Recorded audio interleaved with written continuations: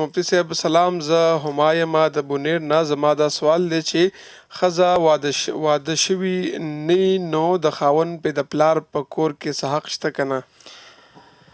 د خاوند په د پلار په کور کې حق دا دی چې دا اوس د هغه ښځه ده، لهذا چې خاوند په څه باندې خوشحالېږي عادي کوي او چې په څه باندې خفه کېږي هغه دې نه کوي. یو خو د ګناه خبرې دي، اوس خاوند د ګناه په خبره خوشحالېږي نو هغه دې سره کوي نه، ځکه د ګناه په خبرو کې به د خاوند نه منلی کېږي.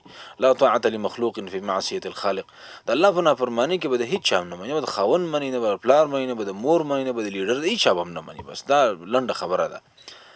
خو چې د نیکۍ خبره ده، اوس خاوند په دې خفه کېږي چې چېرته بې پردې د پلار د کور نه بهر نه وځي که نه، نو ولې بې پردې وځي؟